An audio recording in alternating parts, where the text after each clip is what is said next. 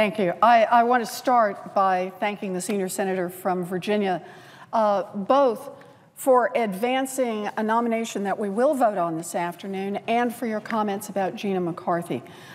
She is, as you say, a quite remarkable person, and she will be a wonderful director of the Environmental Protection Agency, and I very much appreciate your comments about her, and I know Ms. McCarthy does as well, and the people of Massachusetts do as well. Thank you.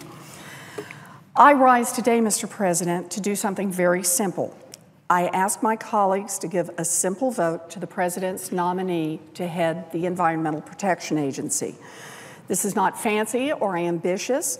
It's just a basic principle of good government in our constitutional system. When the founders of our republic came together to write the Constitution, they knew that the President would need help in administering this great and expansive nation. Without help, without a government that was staffed, justice would not be established, our common defense would be threatened, and the blessings of liberty we hope to secure through our laws would go unfulfilled. The founders of our republic gave to the President the task of nominating individuals to serve and gave us the responsibility to advise on and consent to these appointments. For more than 200 years, this process has worked. Presidents over the years have nominated thousands of qualified men and women who are willing to serve in key executive branch positions. The Senate has considered nominations in a timely fashion and taken up or down votes. Of course, there have been bumps along the way, but we have never seen anything like this. Time and again, members of this body have resorted to procedural technicalities and flat-out obstructionism to block qualified nominees. At the moment, there are 85 judicial vacancies in the U.S. courts, some of which are classified as judicial emergencies. That's more than double the number of judicial vacancies at the comparable point during President George W. Bush's second term. And yet, right now, there are 10 nominees awaiting a vote here in the Senate, and they haven't gotten one. But that's not all. The Secretary of Defense's nomination was held up for weeks and then filibustered. The nominee for the Secretary of Labor, Tom Perez, has been held up on an obscure technical maneuver.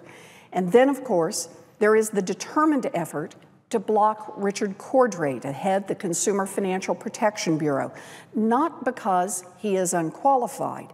In fact, he has received praise from industry and consumer groups alike, and even the Republicans who block him have praised his fairness and his even-handedness. No, Rich Cordray is blocked because some members of this body don't like the agency he heads. They know they don't have the votes to get rid of it or to weaken it, and so instead they are holding the director's nomination hostage. And now we get to Gina McCarthy. This past Thursday, the Senate Environment and Public Works Committee was scheduled to vote on Gina McCarthy's nomination to head the Environmental Protection Agency. Right before the scheduled vote, all the Republicans decided not to show up. Under Senate rules, that meant there was no quorum and that the vote could not take place. The President has done his job. He named an outstanding nominee for the administrator of the Environmental Protection Agency, Gina McCarthy. Gina's dedicated her professional life to the protection of our public health and to the stewardship of our environment. She was confirmed to her previous position at the EPA as Assistant Administrator for Air and Radiation by voice vote without objection. Now, just to be clear, this means that most of the members of this chamber have already voted to approve her once before. Gina also has a long record of working effectively across party lines. She served under Republican and Democratic governors alike, including working for Governor Mitt Romney, the most recent Republican presidential nominee. Her record in Massachusetts was stellar, and she has done all of us in the Commonwealth proud through her service in Washington. Gina herself has also done her job, and more. She has answered a staggering 1,120 questions from the Environment and Public Works Committee. That is the largest number of questions ever asked of a nominee facing Senate confirmation. To put this in some perspective, 4 years ago, when the last confirmed administrator of the EPA, Lisa Jackson, was asked 157 questions during her nomination process. When Congress convened in January, many of us, both veterans and newcomers, were concerned that this kind of obstructionism would persist in the new Congress. We pushed hard for changes to the filibuster rules. We understood the passions on both sides of the issue, and we listened to our colleagues. Ultimately, the two sides reached a compromise that many of us were concerned about, but it included a clear understanding that the Democrats would not make substantial changes to the filibuster, and in return, the Republicans would not abuse its use. But in the past 3 months, abuse has been piled on abuse.